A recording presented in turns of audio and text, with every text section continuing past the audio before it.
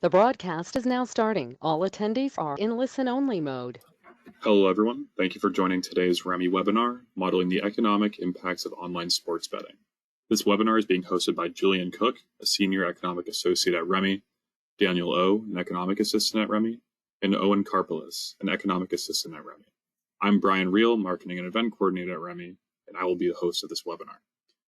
At REMI, we provide dynamic, regional, and national economic modeling solutions to both public and private stakeholders.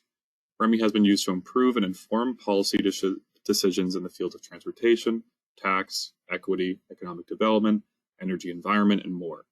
If you are interested in learning more about our economic modeling capabilities, I encourage you to download a demo from our website or reach out to us at info@remi.com, and we'll gladly set up a live demo with one of our analysts. If at any point during this presentation you have a question, I encourage you to put that question in the question box. Time permitting, I will moderate these questions to the speakers after their presentation concludes, and if we don't get to your question, we'll make sure to reach out to you personally. I would also like to inform everyone that about an hour after the presentation concludes, an email containing the slides and a recording from the webinar will be sent to your email address that you used to register for this webinar with. If you have any questions from these materials, I encourage you to reach out to info@remi.com, and I'll be sure to connect you directly with the speakers. Thank you again, everyone, for joining. We'll now be getting into the presentation, and take it away, Julian. Great, thanks, Brian. So as Brian mentioned, my name is Julian Cook. I'm a senior associate here at REMI. I'm based out of New York City, so I do a lot of work in the tri-state area with our clients here, also out west in the Four Corners region as well, so doing work out there with our clients and any prospective clients. And I'm joined by Owen and Daniel, two of our summer interns and economic assistants. So today's webinar will focus on modeling the regional impacts of online sports gambling legislation. And with that, I'll pass it on to Owen. Thanks, Julian. So to get started here, REMI's been a part of many gaming studies in the past. Here are a few. So to start in 2020, when sports betting was fairly new in America, REMI did a study kind of just modeling the economic and fiscal ramifications on the economy. So moving a few years back, REMI did a study on casino tax policy where they partnered with a company to assess the optimal tax rate on casino operations. And this study found that the highest rate is not always optimal and could be counterproductive. Moving a year back, REMI did a study using REMI policy insight to forecast the economic and fiscal impact of resort casinos in Massachusetts. So this was more of the economic development side, and it focused on resort casinos in the greater Boston area. Next slide, please. So to take a look into sports betting online, so it can be traced back to 1994 with the creation of the first online casino, thanks to safe transaction software by a company called CryptoLogic, which allowed people to withdraw money online safely into their bank accounts. And it was very small, only allowing for 18 table games and a required software download. So 2 years later, the first online sportsbook was launched by a company called Intertops, which allowed players to wager on the outcome of sports games over the internet. But this was marked by poor regulation and unethical practice by operators. Fast forward to 2018, when the Supreme Court ruled to overturn the Professional and Amateur Sports Protection Act of 1992.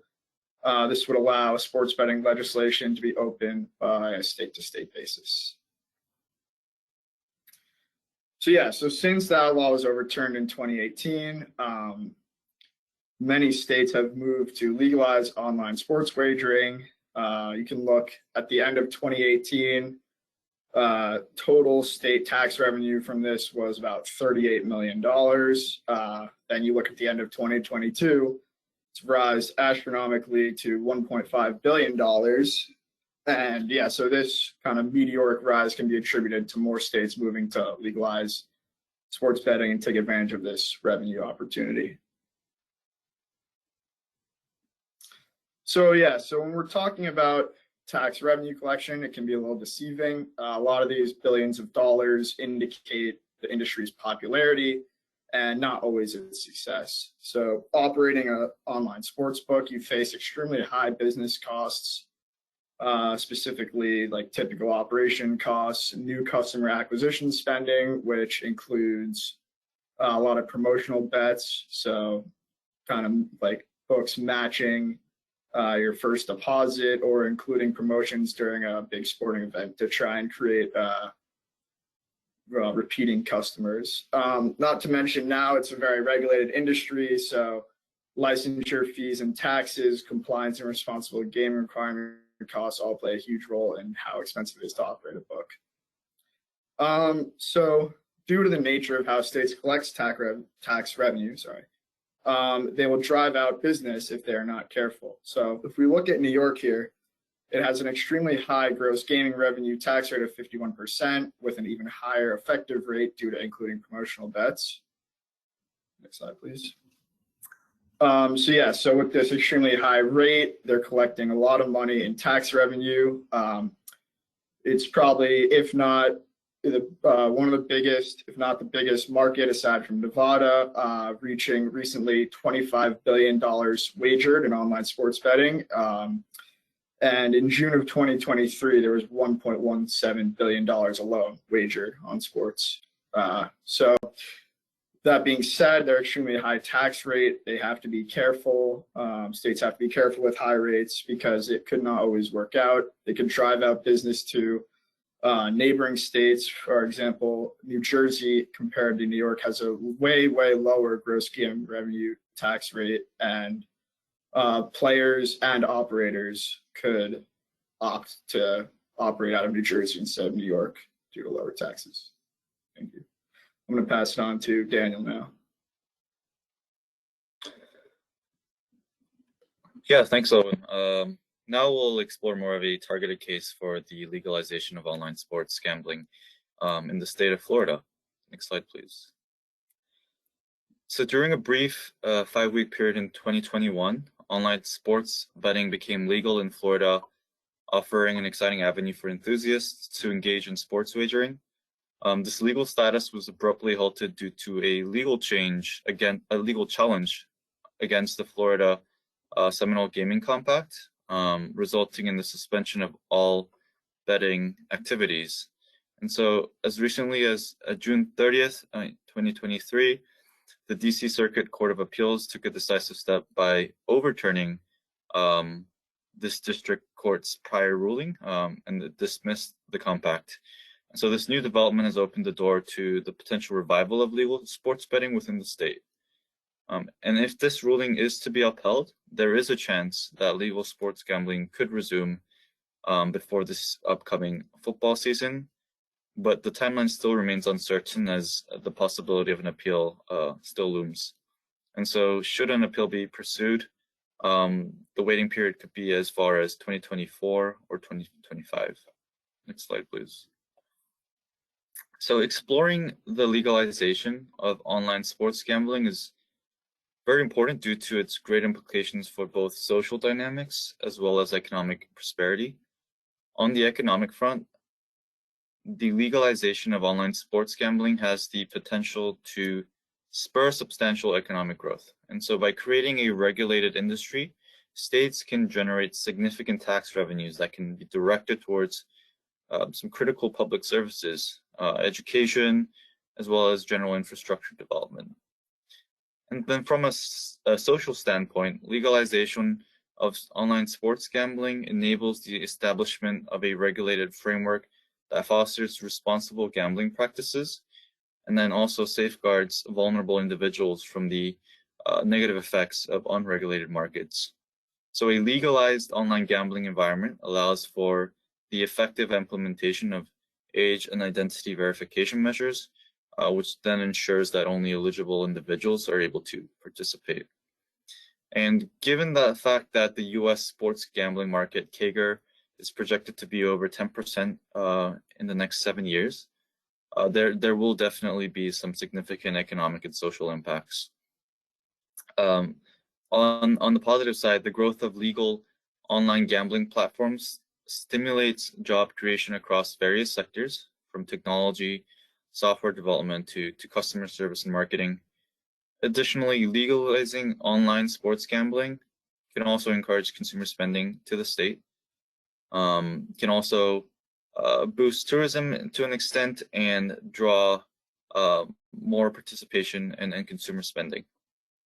But on the one hand, the accessibility and the convenience of online platforms can lead to an increase in gambling addiction and worsen mental health challenges among the more vulnerable individuals. And this would cause additional healthcare resources to be invested upon. And furthermore, online gambling can attract money laundering and fraudulent activities, which can certainly pose threats to the integrity of financial transactions and overall security. And lastly, the expansion of such online gambling practices might risk overtaking traditional brick-and-mortar gambling establishments, namely casinos, potentially resulting in job losses within the industry and impacting local economic activity that once heavily relied on these establishments as sources of employment and revenue. Next slide, please. Yeah, so it's really uncertain what will happen to online sports gambling, but there will surely be opposition by anti-gambling groups in regards to the recent court ruling. But today, we want to explore the various social and economic factors being impacted if Florida were to fully legalize online sports gambling. And so if legalized, several crucial aspects warrant examination to gauge its impact on the state's economy and society as a whole. The potential for substantial revenue generation through taxation is a significant avenue for bolstering public finances for societies. And the introduction of legalized online sports gambling could bring about job creation across the diverse sectors that I mentioned earlier. This could have a ripple effect towards the tourism and hospitality industry as well. And the shift in consumer behavior could spur increased spending within the state, which will then foster more economic growth. The alignment between legalized sports gambling and heightened viewership of sports events could also result in enhanced revenue for sports teams, leagues, as well as broadcasters.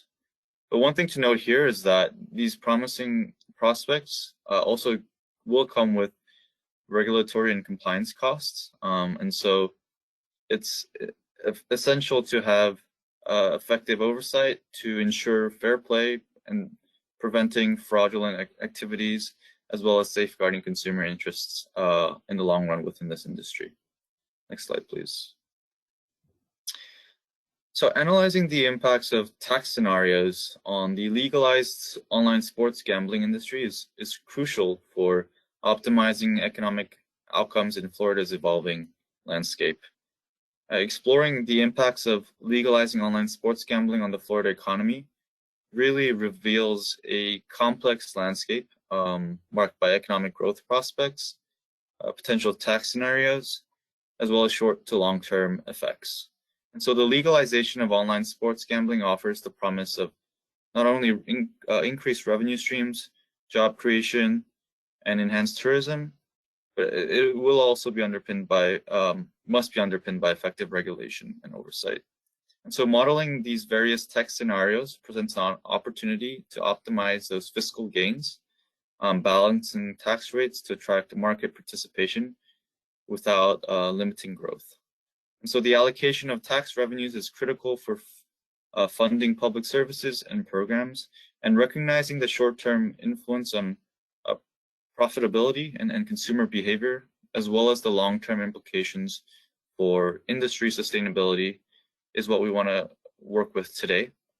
And so we'll now look at Remy's tax PI model to really have a better understanding of all these factors comprehensively. I'll pass it on now to Julian. Great. Thanks, Daniel. Let's see. Great. Yeah, so we'll be doing a model simulation today in Remy's tax PI model.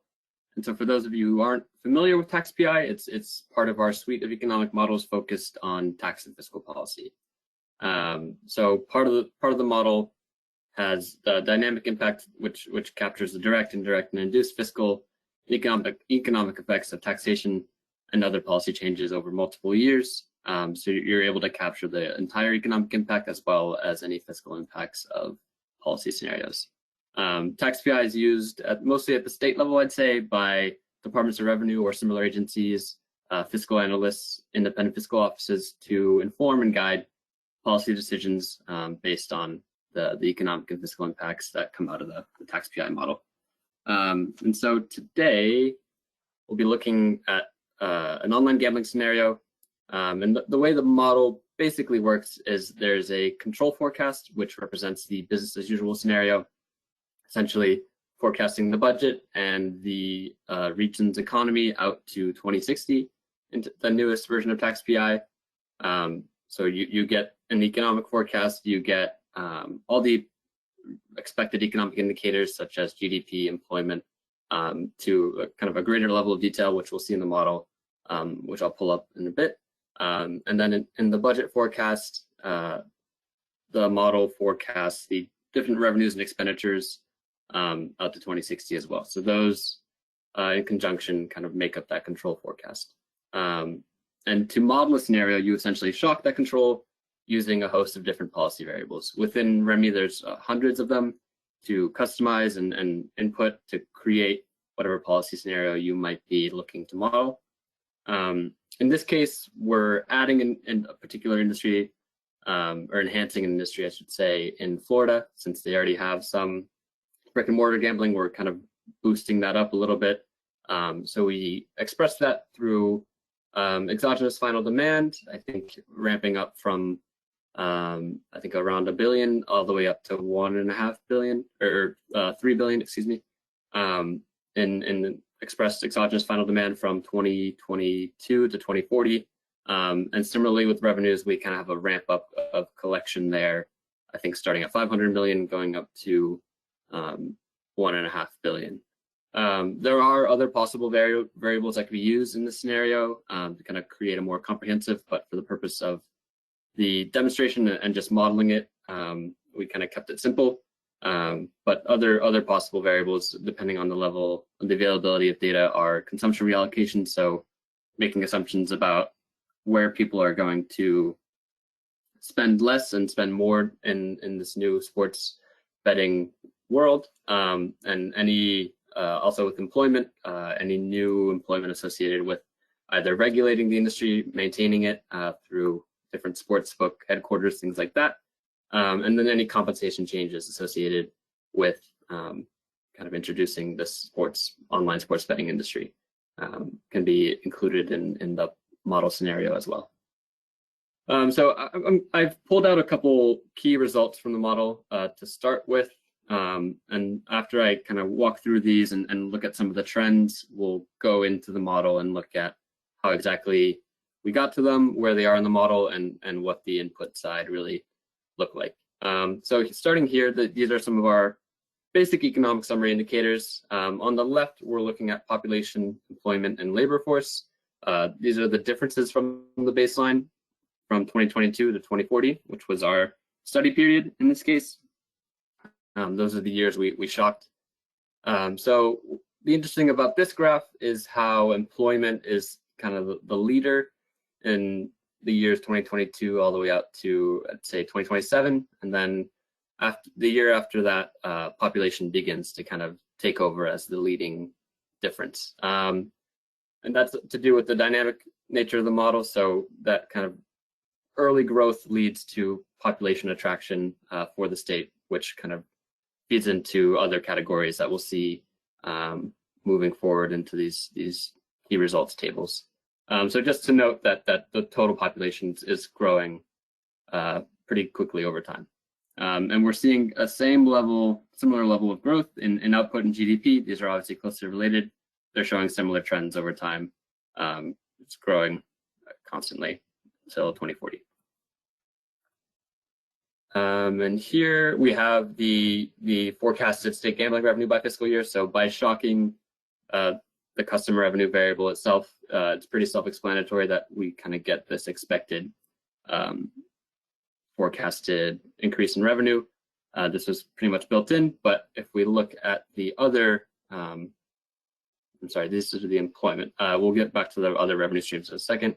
So this is the employment by industry. And we're clearly seeing the amusement, gambling, and recreation industries are seeing the bulk of the shock. And on the input side, that's the industry we shocked. So this checks out. And then following that are state and local government, construction, retail trade, and administrative and support services. The biggest of the five, or the second largest of the five, would be construction. And that's growing again as in those years where population begins to take over employment, as I mentioned earlier, that construction is kind of taking over to keep up with that population growth. And here is the slide on the other state revenues. So besides that gambling revenue difference, here we're seeing differences in all the other revenue streams, such as property taxes, fees, tax, general sales tax, selective sales taxes, and or corporate income taxes. These are all tied to different economic indicators within the model. And the reason fees are increasing the most is because fees are tied to population. So as the population grows, so does that tax base for fees. So we're seeing that growth over time is largely due to the population growth again. And other revenue streams are tied to other economic indicators. For example, general sales tax is tied to personal consumption expenditure, which we're seeing grow as well over time as population grows and people begin to spend more on consumption. And here we're seeing the expenditure side of the budget being forecasted out. All these expenditure streams are tied to population as well, just different portions of the population. So for example, K through 12 education is tied to the population size of 5 to 18-year-olds. And interesting to note that the shapes stay the same, they're just growing over time. This is because they're all tied to the same economic indicator, just at different age groups. So that kind of explains the shape of the same shape of this graph year over year, just kind of being heightened over time. Yeah, so with all that, I thought I would pull up the model and kind of explain where those results came from. So we worked with the single region model of Florida, representing the entire state. The sector level was 70, meaning being based off of 3-digit NAICS codes, and history data coming from the BEA, BLS, and the census from 2001 to 2021, being used to forecast or inform our forecast out to 2060. So if we kind of back up a bit to the budget, this was user input. This is how tax PI works. You put in a budget based off of however many history years of data you'd like, or however many years ahead you have data for. In this case, we made some basic assumptions about the Florida budget, and kind of loosely based this off of their existing budget.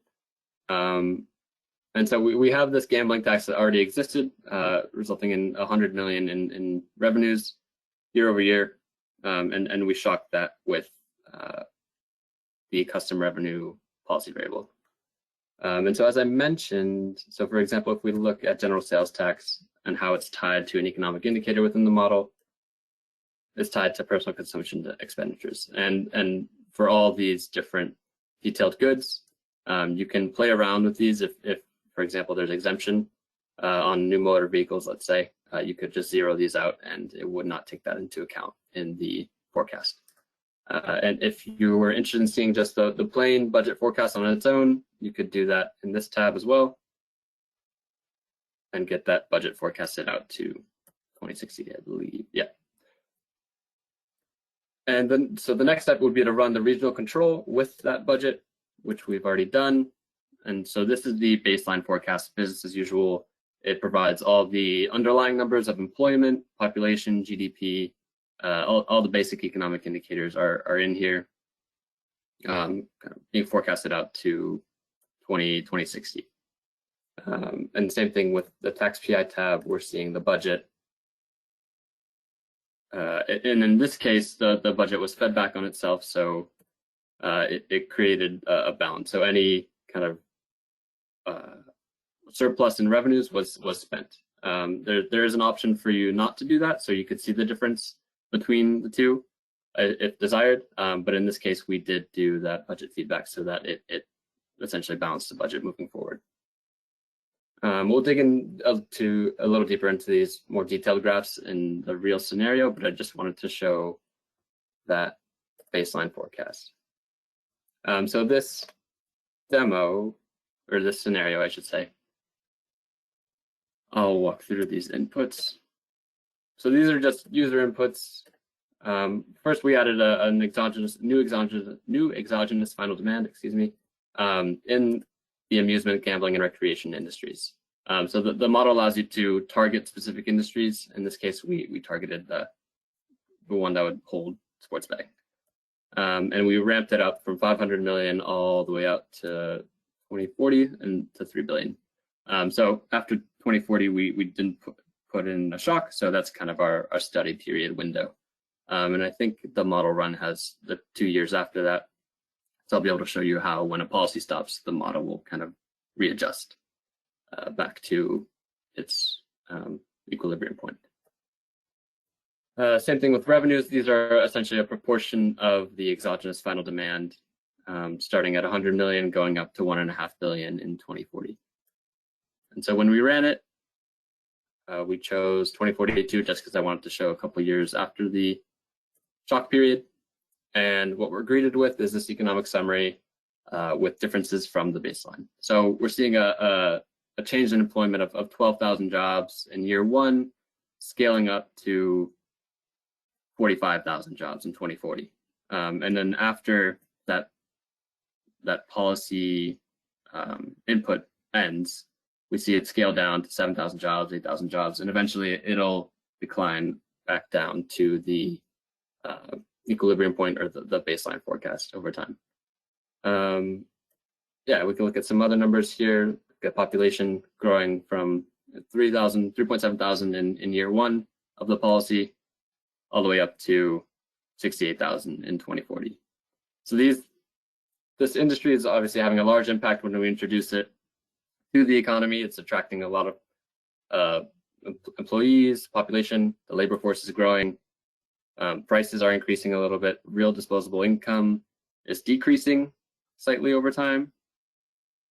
And if we wanted to dig into the employment by industry, so this is where we pulled the top 5 industries from. I just sort this. So we'll see amusement, state and local government, construction, retail, trade, kind of leading the charge here. And digging into the tax PI tab. So if we look at the budget, this is that budget tab. It's the budget graph essentially that we had in the presentation, and these total revenues are all broken out in this tab by each category, and obviously gambling is having the greatest impact, growing out to that kind of 1.5 billion that we set it to, but we're able to see how it flows through to other revenue streams. Same thing with expenditures, just located right here. And a lot of the graphs that we pulled out and turned into, pulled out to Excel and turned into other graphs are located directly into the model. So if we wanted to look at it this way in a quick setting to kind of get a quick snapshot idea of what the impacts are over time, the model does that automatically, looking at employment, population, GDP, all the kind of basic indicators. So this is a helpful tool just to really get a sense of what the overall impact is. And we can look at some economic tables maybe. So let's take a look at average annual earnings rate and see how that's changing over time. So this is growing. We can look at which industries affecting the most. So utilities and amusement and gambling and recreation industries are I guess, in later years, amusement does take over as seeing the highest average annual earnings rate increase. But just to show what other indicators you can pull out of the model to kind of relate back to the overall impact. And then finally, I'll look at some more demographic components. So if we want to look at population growth or changes by, let's look at gender. We can get that breakdown as well. So by gender, by age, ethnicity, and then by every cross section of each of those, you could see changes of that over time. But yeah, that's kind of, hopefully that gives some context as to where those graphs came from, and how the model took the inputs and created an impact scenario. That really kind of wraps up the model walkthrough portion. I'll go back and we'll wrap things up. So to conclude, online sports gambling is an exponentially growing industry that is incredibly lucrative.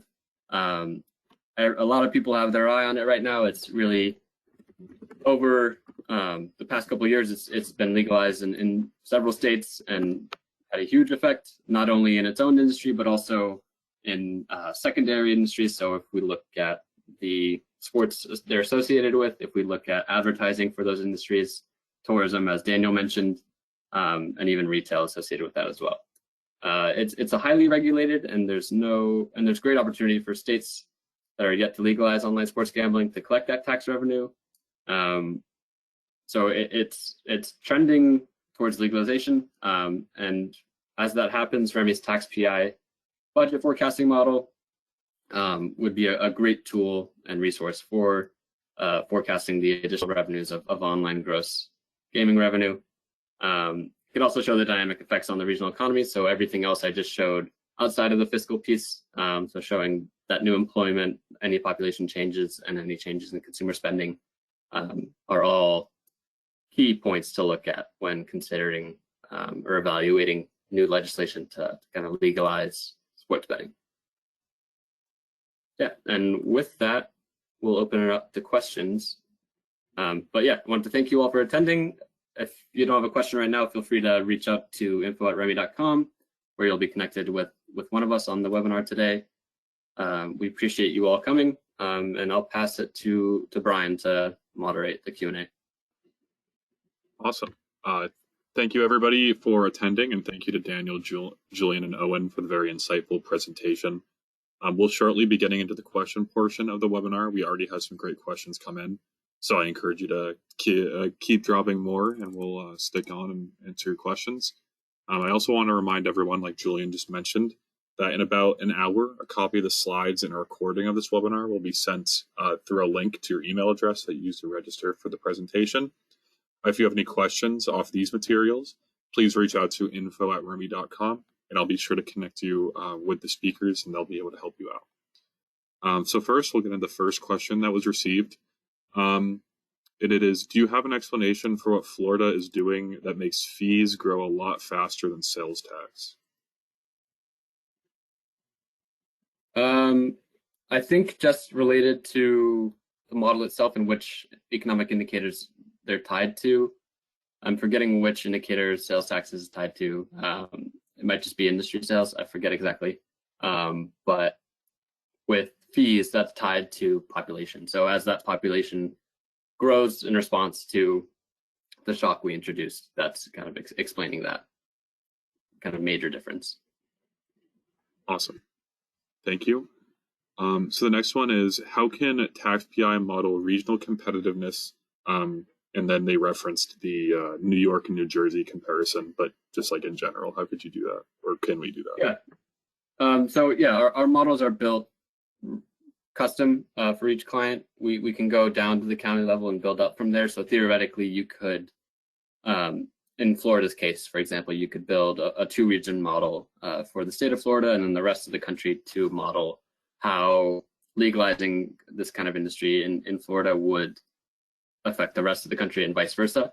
Or you could even break it out by state. The model is able to interact with different regional economies if it's built that way. So in this case, it was just a single region model, but hypothetically, we can do a whole host of different regional configurations to model that regional competitiveness. Excellent. Awesome. The next question is, can you evaluate which demographics gain the most from legalizing online sports gambling legalization within a region? Yeah, so that's part of our SCI module, socioeconomic indicators. So that would really help evaluate the kind of equity piece of any policy. Essentially, what that module does is it breaks out the economic outputs through different demographic lenses. So, for example, with employment, you'd be able to see employment by race, by gender, by income quintile, and educational attainment. So you'd understand better how those jobs are distributed among those different groups. So it's important to kind of, for agencies to essentially scenario plan and figure out, if we shock this industry, how is that going to benefit our target group if it's an equity policy you're looking at. Excellent. Someone else asked, what is endogenous final demand? And that was in reference to when you were in the model, Julian. I believe it's just the demand for goods from that industry is being increased by a dollar value when we shock it. Awesome. The next question is, could you evaluate a policy like this at the national level? I think they were less so talking about like sport. Maybe they were talking about sports gambling, but just in general, can tax be used to evaluate policy changes on the national versus the regional level? Yeah, so we can do a single region model for the entire country, or we could do a 51 region breakout or 50 region breakout, 51 representing 50 states plus DC of the country to model any change, whatever policy it may be. It's possible. Excellent. And next we have any trends emerged regarding the relationship between online gambling and visits to a physical casino? And then they had a second question, but I'll follow up with that after. I don't know of any trends. This is something I think Daniel or Owen brought up, where online gambling might compete with brick and mortar gambling sites. I don't know if Owen or Daniel have any specific numbers kind of describing that effect, but we kind of assumed there was some challenge there. I know, for example, in Nevada, I don't think online sports betting is legal, as I'm assuming there's fears over what that might do for the existing gambling industry there as it stands in person. I think it's more so just the thought that down the line, as it is appearing to grow in popularity, that it could compete. Interesting. What I'll say also is that the legalization of online sports betting really lowers that barrier to entry for a lot of folks. So it's attracting people who have never experienced or dabbled in sports betting before, just because they've been held back by either the illegality of it or the travel to a different state to do it. So that's kind of another piece to consider when evaluating sports betting. Excellent. The next question is, how were the inputs that you entered into the REMI simulation, numbers entered as a change in exogenous final demand, arrived or obtained?